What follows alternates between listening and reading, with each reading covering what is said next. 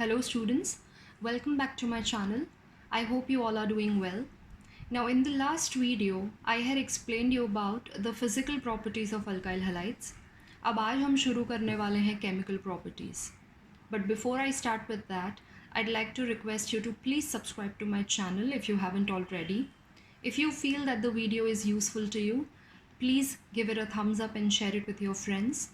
Press the bell icon so that you get notified every time I upload a new video. And one more thing, that I have created a playlist on my channel so that it becomes easier for you to find out the video that you're looking for. Okay, at present there are 3 playlists. One is for 11th standard, one is for 12th standard, and one is for NEET and JE. So the category which you belong to, you can just click over there and you can find all your videos there. Now without wasting any further time, let's get started. Now chemical properties में हम लोगों को mainly alkyl halides के reactions करने हैं.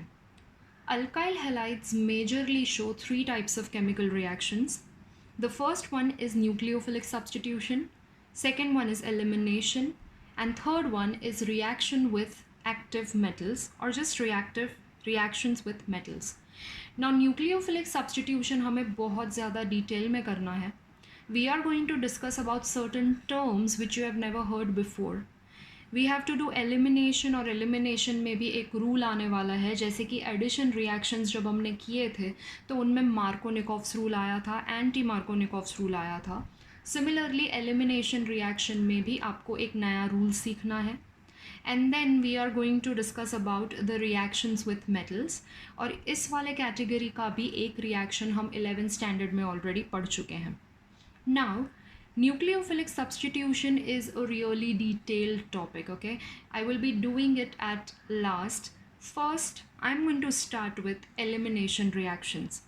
Now, what do you mean by elimination? Elimination का meaning है कि आपको एक compound या molecule दिया होगा, उसमें से आपको छोटे छोटे molecules eliminate करने हैं in order to get the desired product. Now there are many elimination reactions, लेकिन आपको जो specifically पढ़ना है इसमें उसे बोला जाता है 1,2 और बीटा elimination. इसे ऐसा क्यों कहा जाता है, that also I'll explain you just in few seconds. Now for elimination the best example is dehydrohalogenation. Okay, now dehydrohalogenation का क्या मतलब होता है कि आपके पास जो अल्काइल हैलाइड होगा उसमें से आप हैलोजन और हाइड्रोजन इन दो चीज़ों को एलिमिनेट करेंगे. That is why this is referred to as डीहाइड्रोहैलोजिनेशन reaction. Okay, D का मीनिंग होता है रिमूवल और absence. Okay, हाइड्रोहैलोजिनेशन meaning hydrogen and halogen. So you are going to eliminate hydrogen and halogen from a given molecule. That is why this reaction is referred to as डीहाइड्रोहैलोजिनेशन. Now चाहे कोई भी type का reaction हो, आपको उसमें कोई reagent चाहिए होता है कि रिएजेंट के प्रेजेंस में आप वो पर्टिकुलर रिएक्शन करते हो. ठीक है, सो ये जो एलिमिनेशन रिएक्शन है वो जनरली एल्कली के प्रेजेंस में किया जाता है. ना एल्कली बहुत टाइप के होते हैं, लेकिन आपको जो दो मोस्ट कॉमनली यूज्ड एल्कली याद रखने हैं वो है NaOH और KOH, सोडियम हाइड्रोक्साइड और पोटेशियम हाइड्रोक्साइड. दोनों में से आप कोई भी एल्कली यूज़ कर सकते हो फॉर दैट रिएक्शन. ओके, ना ये जो एल्कली है उसका नेचर जानना बहुत ज़रूरी है. एल्कली दो तरह का हो सकता है, either it can be aqueous or it can be alcoholic. Now this is very important point that you have to remember. Aqueous alkali का मतलब होता है solution of that alkali in water. Okay, water में अगर आप किसी alkali का solution या कोई भी solution बनाते हो तो उसे aqueous कहा जाता है. Alcoholic का मतलब है solution of that particular alkali in alcohol. Okay, now ये जो दो टाइप के alkali हैं इनका यूज़ क्या क्या है. डिफरेंट रिएक्शंस के लिए ये एल्कली यूज़ होते हैं. अगर आप एक्वस रिएक्शंस का बात कर रहे हो, एक्वस एल्कली अगर आप यूज़ कर रहे हो तो सब्स्टिट्यूशन रिएक्शंस होगा, या फिर सब्स्टिट्यूशन रिएक्शंस के लिए आपको एक्वस एल्कली यूज़ करना है. तो सब्स्टिट्यूशन रिएक्शंस में होगा क्या, जो कोई फंक्शनल ग्रुप होगा उससे आप सिंपली सब्स्टिट्यूट करने वाले हो OH से, because alkali is something that will produce OH minus ions. Okay, तो सब्स्टिट्यूशन रिएक्शंस में आपको एक्वस एल्कली यूज़ करना है और वहाँ पे होगा क्या, जो भी आपका फंक्शनल ग्रुप होगा उसे आपने रिप्लेस कर देना है OH से. Those kind of reactions are known as substitution reactions. और जो दूसरे टाइप के रिएक्शंस हो सकते हैं वो होते हैं एलिमिनेशन, जो हम अभी करने वाले हैं. तो एलिमिनेशन रिएक्शन में आपको अल्कोहलिक एल्कली यूज़ करना है. Now remember one thing, whenever you are writing a reaction with alkali और in exam अगर आपको alkali के साथ reaction पूछा गया है तो you have to specify the type of an alkali. Okay आप जब alkali लिखते हो तो नीचे आपको ब्रैकेट में alkali का टाइप स्पेसिफाई करना है कि आप एक्विस यूज़ कर रहे हो या अल्कोहलिक यूज़ कर रहे हो. Okay that is really really important, क्योंकि आपने सिर्फ अगर alkali लिखा है और आपने रिएक्शन कर दिया तो वो इनकम्प्लीट होता है. You have to mention about the type of alkali that you are using depending on the reaction asked or depending on the reaction you are writing. I hope this part is clear to you. Now, let us get into the details of dehydrohalogenation. अगर मुझे dehydrohalogenation को एक general equation के form में represent करना है तो how am I going to do it? Now I have written one equation over here, you can see this. यहाँ पे मैंने 2 कार्बन्स लिए हैं. ऑफ कोर्स आपके पास 2 से ज़्यादा कार्बन्स हो सकते हैं. डीहाइड्रोहैलोजिनेशन है तो लेट अस से दोनों में से किसी एक कार्बन पे हैलोजन है. सो यहाँ पे मैंने हैलोजन लिखा है और यहाँ पे मैंने एक हाइड्रोजन लिखा है.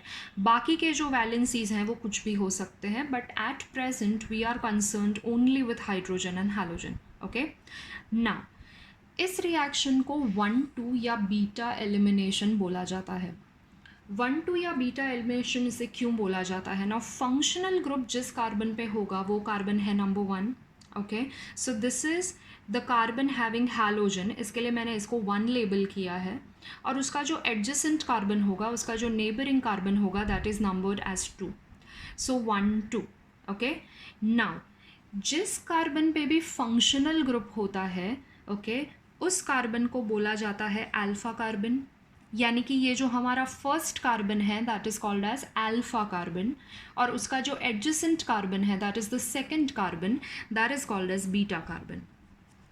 नाउ यहाँ पे क्या होगा, अल्फा कार्बन से फंक्शनल ग्रुप एलिमिनेट होगा दैट इज़ हैलोजन एलिमिनेट होगा और बीटा कार्बन से हाइड्रोजन एलिमिनेट होगा. तो कार्बन नंबर 1 और कार्बन नंबर 2 दोनों जगह से कुछ एलिमिनेट हो रहा है. That is why this reaction is called as 1,2 elimination. Now 1,2 elimination तो ठीक है, बट उसे स्पेसिफिकली बीटा एलिमिनेशन क्यों बोला गया है? क्योंकि अल्फा से भी तो एलिमिनेशन हो रहा है ना, तो why it is called as beta elimination? Now see what did I say? That alpha carbon will have a functional group. और फंक्शनल ग्रुप तो बहुत सारे हैं. ये वाले रिएक्शन में फंक्शनल ग्रुप हैलोजन है, बट अगर हम कोई और रिएक्शन करेंगे तो वहाँ पे फंक्शनल ग्रुप अल्कोहल भी हो सकता है, अमाइन भी हो सकता है, कोई भी फंक्शनल ग्रुप हो सकता है. Irrespective of the functional group beta carbon से हमेशा आपको हाइड्रोजन ही एलिमिनेट करना है. यानी कि बीटा कार्बन फिक्स है कि वहाँ से हमेशा हाइड्रोजन ही एलिमिनेट होने वाला है. That is why this reaction is called as beta elimination reaction. Now ये रिएक्शन हम करने वाले हैं किसके प्रेजेंस में? एल्कली के प्रेजेंस में. ओके और एल्कली में क्या है? OH है और OH माइनस को कैसा कैरेक्टरिस्टिक होता है? बेसिक कैरेक्टरिस्टिक होता है. तो मैंने यहाँ पे लिखा हुआ है B and I have shown a lone pair, क्योंकि B की जगह सपोज अगर OH है तो ऑक्सीजन पे लोन पेयर होता है. नाउ अगर ये बेस है तो ऑब्वियसली ये किसको एब्स्ट्रैक्ट करेगा?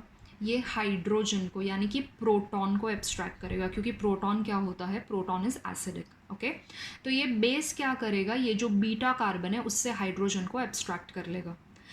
तो बेस अगर ये हाइड्रोजन ले लेता है तो ये वाले इलेक्ट्रॉन्स फ्री हो जाते हैं. ये वाला जो इलेक्ट्रॉन फ्री हो गया है वो यहाँ शिफ्ट होगा, resulting in the formation of a double bond. अब अगर यहाँ पे डबल बॉन्ड आ जाएगा तो इस कार्बन की वैलेंसी 5 हो जाएगी. तो कार्बन की वैलेंसी को बैलेंस करने के लिए halogen is going to leave the system, क्योंकि हैलोजन्स का एक प्रॉपर्टी होता है they are excellent leaving groups. Okay so what is happening? Base is अब्स्ट्रैक्टिंग proton, as a result of which ये वाले जो इलेक्ट्रॉन्स हैं वो फ्री हो जाते हैं, तो वो यहाँ डीलोकलाइज हो जाएंगे. यहाँ पे डबल बॉन्ड आएगा, यहाँ डबल बॉन्ड आने की वजह से इस कार्बन की वैलेंसी 5 हो जाती है. ओके तो कार्बन की वैलेंसी तो 4 होती है, तो उसे बैलेंस करने के लिए this halogen is going to depart, this halogen is going to leave the molecule ताकि उसका वैलेंसी बैलेंस हो जाए। तो आपको प्रोडक्ट क्या मिलेगा, आपको यहाँ डबल बॉन्ड आ जाएगा, दैट इज़ एल्कीन आ जाएगा। बेस ने क्या किया था, ये हाइड्रोजन को एब्स्ट्रैक्ट कर लिया था, इसके लिए BH आएगा and halogen leaves the system, so I have written it X minus. So this is the general reaction for dehydrohalogenation. Now I am going to be discussing about few of the examples of dehydrohalogenation and उसके बाद एक rule भी हम discuss करने वाले हैं, that will be up in the next video. I hope you understood this. और अगर आपको कोई भी डाउट्स हैं तो आप ये वीडियो बार बार देख सकते हो, कमेंट सेक्शन में अपने डाउट्स पोस्ट कर सकते हो। Okay, so in the next video I am going to be doing और discussing the examples of dehydrohalogenation along with Sage-Safe rule. Until then, thank you so much. Happy learning.